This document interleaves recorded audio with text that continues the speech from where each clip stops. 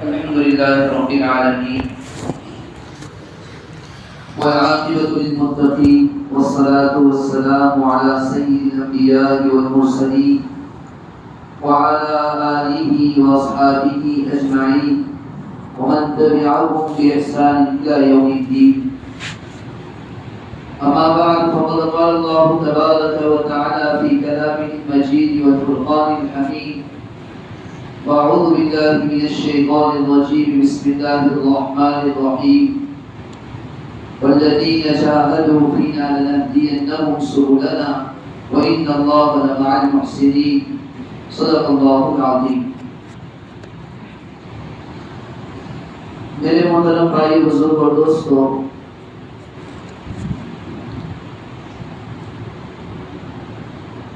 بیان قریب ہمارے سامنے ہمارے ملک کی خوشی کا دن یعنی 15 اگست ہمارے سامنے آ رہا ہے.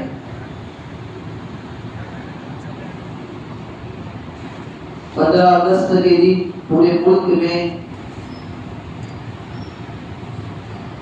آزادی کی خوشی میں جھنڈے لہرائے جاتے تھے. ہر اسکول میں، ہر پنچایت میں، راستے پر انفرادی طور پر، اجتماعی طور پر خوشی کا اظہار کیا جاتا ہے.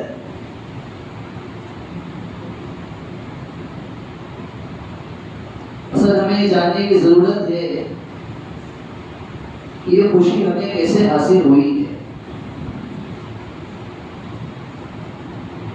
اس ملک کو آزاد کرانے کے لیے ہمارے علماء نے، ہمارے اسلاف نے، ہمارے بڑوں نے کتنی قربانیاں دی ہیں.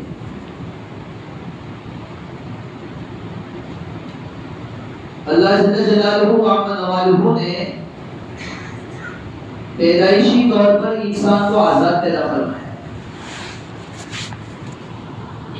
فطرتاً انسان آزاد ہے. اللہ جل جلالہ وعظم نوالہ یہ چاہتے ہیں کہ میرا بندہ کسی کا غلام نہ ہو، آزاد ہو. پہلے زمانے میں لوگوں کو غلام بنایا جاتا تھا، انسانوں کو غلام بنایا جاتا تھا. مستقل اس کی خرید و فروخت تو ہوتی تھی، بیچا جاتا تھا. اسلام آیا اور اسلام نے آہستہ آہستہ چیزوں کو ختم فرمایا. نبی علیہ الصلوۃ والسلام تشریف لائے اور اسلام نے کئی احکام ایسے بیان فرمائے. لوگوں کے پاس کئی غلام تھے، غلام کے آزاد کرنے کے فضائل بیان کیے گئے. کئی غلاموں کو لوگوں نے آزاد کیا. لوگوں کے گردن میں جو غلامی کا توق تھا، اسلام نے اس توق کو ختم کیا، اس کے فضائل بیان کیے. یہی وجہ ہے کئی احکام ایسے اس میں حکم دیا کہ غلاموں کو آزاد کرو. بہت سارے صحابہ کرام رضی اللہ عنہم اجمعین جب دین کی دعوت کے لیے نکلتے تھے تو یہی کہتے تھے کہ ہمیں آپ کے پاس اس لیے بھیجا گیا ہے تاکہ ہم آپ کو تاکہ ہم لوگوں کی غلامی سے نکال کر اللہ کا غلام بنائیں. یہ تو خرج الناس من عبادت الناس الى عبادت اللہ، لوگوں کی عبادت سے اللہ کی عبادت کی طرف نکالنے کے لیے ہم آئے ہیں. مستقل غلامی کو آہستہ آہستہ کر کے ختم کیا ہے. تو غلامی دو طرح کی ہوتی ہے. ایک غلامی تو یہ ہے کہ انسان کو صحیح معنوں میں غلام بنا لیا جائے، جسے آدمی اپنی چیزوں کے اندر تصرف کرتا ہے، اپنی چیزوں کو بیچتا ہے، اپنی چیز کسی کو ہدیہ کرتا ہے، اپنی چیز کسی کے لیے وراثت میں چھوڑتا ہے. پہلے زمانے میں اسی طرح غلام کے ساتھ ہی کیا جاتا ہے. ایک تو غلامی ہے اور ایک غلامی یہ ہے کہ انسان اپنے اعتبار سے آزاد لیکن ذہنی طور پر لوگوں کا غلام، قوانین کے اعتبار سے لوگوں کا غلام، احکام کے اعتبار سے لوگوں کا غلام۔ ایک زمانہ اس ملک پر بھی ایسا ہے، پھر اس ملک میں بہت سارے اسلامی حکمران رہ چکے، اسلامی بادشاہ رہ چکے، مغل بادشاہوں نے اس ملک پر حکومت کی۔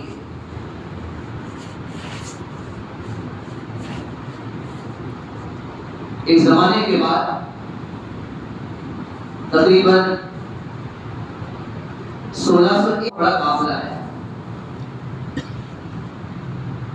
ظاہری طور پر لوگوں کے سامنے یہ ظاہر کیا کہ ہم اس ملک میں اس لیے آئے کہ ہمیں اس ملک میں تجارت کرنا ہے، تجارت کے ذریعے سے اس ملک کو ترقی دینا ہے، کاروبار کرنا ہے۔ اور یہ تجارت اور کاروبار کا جھانسا بھی ایک ایسی چیز ہے کہ اس میں اچھے پھنس جاتے ہیں، اچھے مبتلا ہو جاتے ہیں۔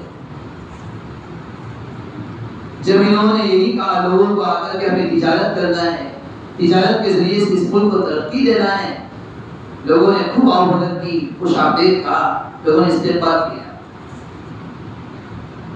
تقریباً 100 سال کا عرصہ ایسا گزرا، 1601 سے لے کر 1701 تک پورے ملک میں انہوں نے تجارت کے نام پر اپنی کمیٹیاں قائم کر دی،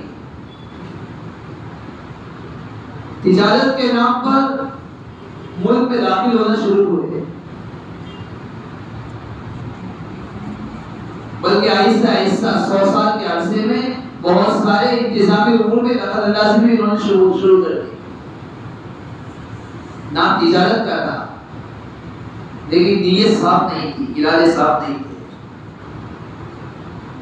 ان کی تمنا، ان کا ارادہ، ان کی خواہش تو یہی تھی کہ ملک میں داخل ہونا ہے تجارت کی نیت سے، لیکن آہستہ آہستہ ملک میں داخل ہوتے ہوتے پورے ملک پر قبضہ کرنا ہے، پورے ملک کو ہمیں اپنے قبضے میں لے لینا ہے۔ ان کی خواہش تھی۔ ایک طرف انسان کی تدبیر ہوتی ہے، ایک طرف خالق کی تدبیر ہوتی ہے، یوں کہ ایک طرف خالق کی تدبیر ہوتی ہے، ایک طرف مخلوق کی تدبیر ہوتی ہے۔ تو اللہ تعالیٰ کا فیصلہ بھی عجیب و غریب ہے۔ 100 سال کا عرصہ گزرا، 1701 ہوا، اور 1702 میں اللہ جل جلالہ عما نوالہ نے حضرت شاہ ولی اللہ محدث دہلوی رحمۃ اللہ علیہ کو پیدا فرمایا۔ 1702 میں ان کی ولادت ہوئی، کی پیدائش ہوئی۔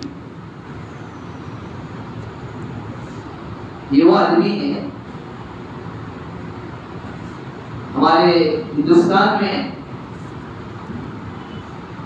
اللہ جل جلالہ عما نوالہ کی جانب سے جو حدیث کا سلسلہ چلتا ہے وہی تک پہنچتا ہے۔ شاہ ولی اللہ محدث دہلوی رحمۃ اللہ علیہ نے قرآن کا سب سے پہلے فارسی میں ترجمہ بھی لکھا ہے۔ 1702 میں ان کی ولادت ہوئی۔ اللہ تعالیٰ نے ان کو 4 بیٹے عطا فرمائے۔ ایک کا نام شاہ عبد العزیز رحمۃ اللہ علیہ، دوسرے کا نام شاہ عبد الکریم رحمۃ اللہ علیہ، تیسرے کا نام شاہ عبد القادر رحمۃ اللہ علیہ، اور چوتھے کا نام شاہ رفیع الدین رحمۃ اللہ علیہ۔ 4 بیٹے۔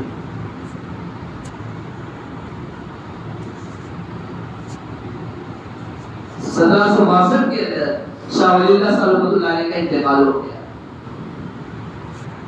شاہ ولی اللہ رحمۃ اللہ علیہ کا انتقال ہوا، ان کی جگہ پر، ان کی مسند پر ان کے بڑے بیٹے شاہ عبد العزیز رحمۃ اللہ علیہ بیٹھے۔ شاہ عبد العزیز رحمۃ اللہ علیہ غور کرتے رہے کہ یہ انگریز کیا کر رہے ہیں۔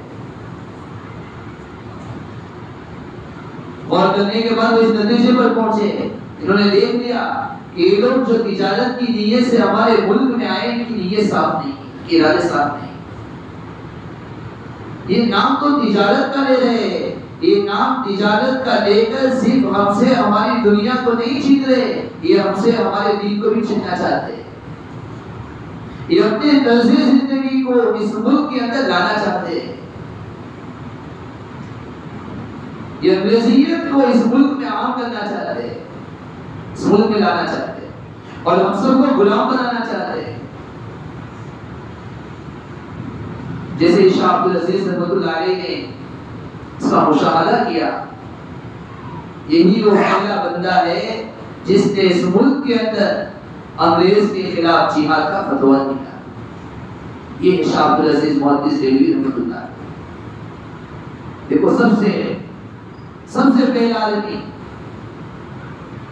جس نے حق کے موافق آواز کو بلند کیا، حق کے لیے آواز کو بلند کیا، انگریزوں کے خلاف جہاد کا فتویٰ دیا، وہ کوئی اور آدمی نہیں ہے،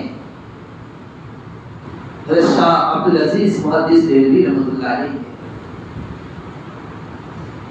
ان کے اس فتوے کے بعد پورے ملک کے اندر ایک تحریک شروع ہوئی، تحریک ریشم رومال. کئی جنگیں ہوئی اور لوگوں کی جو بیداری پیدا ہوئی، لوگ بھی سمجھتے ہو گئے کہ واقعیت یہ جو بات ہے بالکل صحیح ہے کہ یہ لوگ جو انگریز آئے صرف تجارت کرنے کے لیے نہیں آئے ہیں، یہ صرف ہم سے ہماری دنیا چھیننا نہیں چاہتے بلکہ ہم سے ہمارا دین بھی چھیننا چاہتے ہیں، اور اس ملک کے اندر انگریزی طرز کو لانا چاہتے ہیں. اپنا طرز زندگی اس ملک کے اندر لوگوں کو اپنا طرز زندگی پر عمل کرنے پر لوگوں کو ابھارنا چاہتا ہے. لوگ بھی سمجھ گئے، لوگوں میں بیداری پیدا ہو گئی. ان کے اس فتوے کے بعد جب لوگوں میں بیداری آئی، کئی جنگیں ہوئی. دیکھو یہی سب سے پہلا بندہ ہے، یہاں سے ہمارے علماء کی قربانیاں شروع ہوتی ہیں. تاریخ کو شروع کیا جاتا ہے 1857-1856 سے کہ وہاں سے قربانیاں. حالانکہ اس ملک کی آزادی کے لیے صرف اور صرف 1857 نہیں، اس سے پہلے کئی جنگیں ہوئی ہیں اور ہمارے مسلم علماء نے اور بہت سارے لوگوں نے اس ملک کی آزادی کے لیے قربانیاں دی. اس کے بعد کئی جنگیں ہوئی. حیدر علی کے بیٹے ٹیپو سلطان، ان کے ساتھ بھی انگریز کی جنگ ہوئی، لیکن ہر جگہ غدار موجود ہی ہوتے تھے. بہت سی جگہوں پر جو عام طور پر مسلمان کو جو نقصان پہنچتا ہے اپنے ہی لوگوں سے پہنچتا ہے. انہی کے فوج میں ایک آدمی تھا میر صادق، اس نے غداری کی. انگریزوں نے اس کو زمین کی لالچ دی، زمین کی لالچ میں آ گیا اور اس کی وجہ سے ٹیپو سلطان رحمۃ اللہ علیہ کو شہادت ان کی وجہ سے ان کو شکست ہوئی. یہ سلسلہ اور آگے بڑھا. اللہ تعالیٰ نے اپنے ایک اور بندے کو نواب سراج الدولہ کو کھڑا کیا. انہوں نے اس کے خلاف تحریک چلائی انگریزوں کے خلاف اور پلاسی میں ایک جنگ لڑی گئی. لیکن ان کے اندر بھی ان کے فوج میں ایک غدار آدمی تھا میر جعفر، اس کی وجہ سے ان کو بھی شکست ہوئی. جب انگریز نے دیکھا کہ دو جگہ پر کامیابی ہو گئی، پلاسی پر بھی حکومت آ گئی، میسور میں بھی حکومت آ گئی، میں اور آگے بڑھنا چاہیے. لیکن انگریز نے سوچا کہ اگر ہم سراسر لوگوں پر ظلم کریں گے تو لوگوں اس طرح لوگ مخالف بن کر کھڑے ہوتے ہی رہیں گے. ایسا اپنے انہی کے کسی آدمی کو ابھارا جائے، انہی کے کسی آدمی کو کھڑا کیا جائے. چنانچہ رنجیت سنگھ کو انہوں نے کھڑا کیا اور اس نے مسلمانوں کو بہت مظالم کرائے، مسلمانوں کو بہت قتل کیا ہے، ان کی عورتوں کی آبروؤں کو لٹا گیا. اس سلسلہ چلتا رہا. اللہ جل جلالہ و عظم جلالہ نے حضرت شاہ اسماعیل شہید رحمۃ اللہ علیہ، سید احمد شہید رحمۃ اللہ علیہ، سید احمد شہید رحمۃ اللہ علیہ کے شاگرد تھے شاہ اسماعیل شہید رحمۃ اللہ علیہ. ان دو کو کھڑا کیا. یہ اپنے مریدین کے ساتھ تقریباً 10,000 یا اس سے بھی کچھ زیادہ تھے کے ساتھ انہوں نے جنگ کرنا شروع کیا.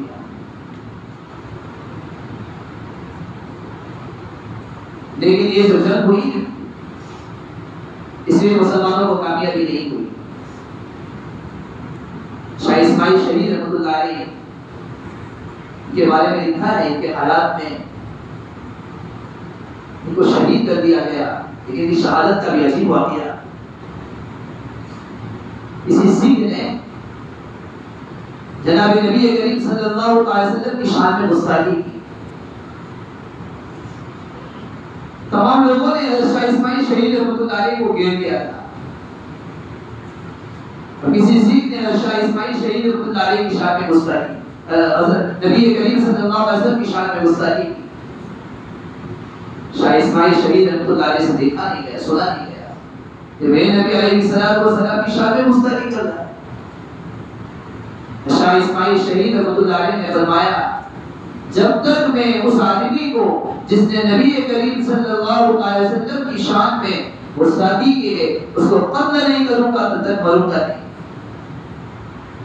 جسے انہوں نے جملہ کہا، دوسرے ایک سکھ نے ان پر وار کیا اور ان کی گردن کو ان کے جسم سے ان کے تن سے جدا کر دیا۔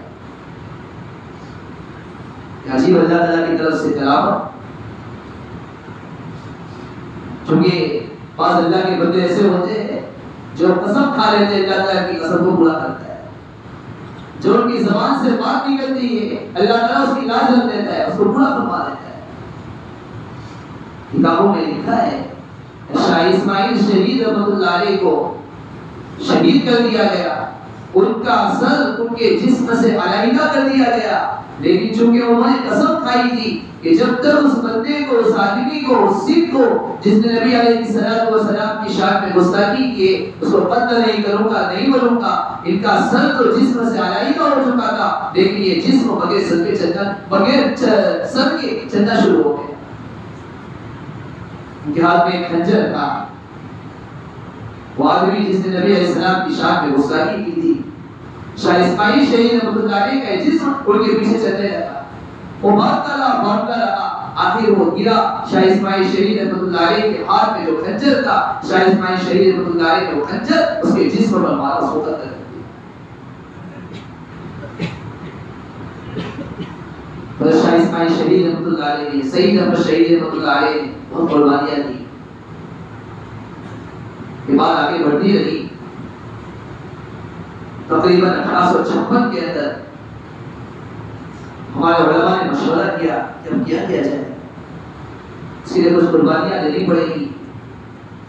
چنانچہ حضرت حاجی داراللہ مہاجر مکی رحمۃ اللہ علیہ، مولانا قاسم صاحب نانوتوی رحمۃ اللہ علیہ ہوئے، انہوں نے مشورہ کیا کیا جائے۔ کسی نے مشورہ دیا، کوئی کہنے لگا کہ ہماری طاقت تو بہت کم ہے، ہم کیسے پگا حاصل کریں گے؟ حضرت مولانا قاسم صاحب نانوتوی رحمۃ اللہ علیہ کھڑے ہوئے اور انہوں نے کھڑے ہو کر کہا کہ ہماری تعداد غازیان بدر سے کم تو نہیں ہے، غازیان بدر میں شہید ہونے والا تو 313 تھے، ہم تو اس سے زیادہ ہے۔ جب یہ آوازیں اٹھنے لگی، 1856 میں ان کا مشورہ کیا، 1856 سے لے کر 1857 تک بار مشورہ ہوتا تھا، اور پھر 1857 کے اندر جنگ آزادی ہوئی۔ انگریز پریشان تھے کہ کیا ہے، وہ سمجھ میں نہیں آ رہا ہے۔ جیسے ہی ہمیں کوئی تحریک اٹھاتے ہیں، کوئی بھی اس کی مخالفت کے لیے کھڑا ہو جاتا ہے، اور ہمارا پورا پلان خراب ہو جاتا ہے، بگڑ جاتا ہے، فیل ہو جاتا ہے، کیا ہو جاتا ہے۔ برطانیہ کے حکمران کو طلب کیا گیا، وہاں کے حکمران نے بہت سارے تبصرہ نگاروں کو یہاں پر بھیجا کہ جا کر جائزہ لو، دیکھو تو صحیح کہ کیا وجہ ہے۔ جب بھی کوئی تدبیر کرتے ہیں ہماری تدبیر فیل ہو جاتی ہے۔ انہوں نے آ کر جائزہ لیا اور کہا کہ جب تک 3 چیزوں کو ختم نہیں کیا جائے گا تب تک یہ ملک آزاد نہیں ہو سکتا ہے، تب تک یہ ملک ہمارے قبضے میں نہیں آ سکتا ہے۔ 3 چیزوں کو ختم کرنا پڑے گا۔ پہلی چیز، مسلمان کے پاس جو قرآن ہے، اس قرآن کو جلانا پڑے گا، قرآن کو ان کے دل سے نکالنا پڑے گا۔ دوسری چیز، ان کے علماء کو شہید کرنا پڑے گا۔ جب تک ان میں علماء موجود ہے، عالم موجود ہے، انہیں کوئی رائے راستہ سے ہٹا نہیں سکتا ہے۔ اور تیسری چیز، ان کے دل سے جذبے جہاد کو ختم کرنا پڑے گا۔ جیسے کہ ایک تبصرہ نکالوں نے 40 سال کے قریب بات کری، قرآن کریم کو جمع کیا گیا، اس وقت میں تقریباً 3 لاکھ نسخے قرآن کریم کے جلائے گئے، 3 لاکھ نسخے، اور اس کے بعد سے علماء کرام کی بہت سارے علماء کرام کو شہید کیا گیا۔ دہلی سے لے کر تاریخ میں لکھا ہے، دہلی سے لے کر پشاور تک کوئی درخت ایسا نہیں تھا جس پر علماء کرام کی لاش لٹکائی نہ گئی ہو، علماء کرام کو پھانسی دی گئی ہو۔ بلکہ ایک تبصرہ لکھتا ہے کہ میں ایک مرتبہ ایک کیمپ میں موجود تھا، وہاں پر کچھ انسان کے جلنے کی بدبو آ رہی تھی، میں سمجھ نہیں پا رہا تھا کیا بدبو آ رہی تھی۔ میں کیمپ سے باہر نکلا اور میں نے جا کر دیکھا سخت آگ جلائی گئی تھی، اور آگ کے اوپر علماء کرام کو لٹایا گیا تھا۔ انہیں کہا جا رہا تھا کہ بس آپ ایک مرتبہ کہہ دو کہ ہم آپ کا ساتھ دیں گے اور اس علماء کی تحریک میں شریک نہیں ہوں گے، ہماری مخالفت نہیں کریں گے۔ یہ انکار کرتے جا رہے تھے اور علماء کرام کو لایا جا رہا تھا، انگاروں پر ان کو لٹایا جا رہا تھا، ان کے جسم جل رہے تھے اور یہ جلنے کی بدبو آ رہی۔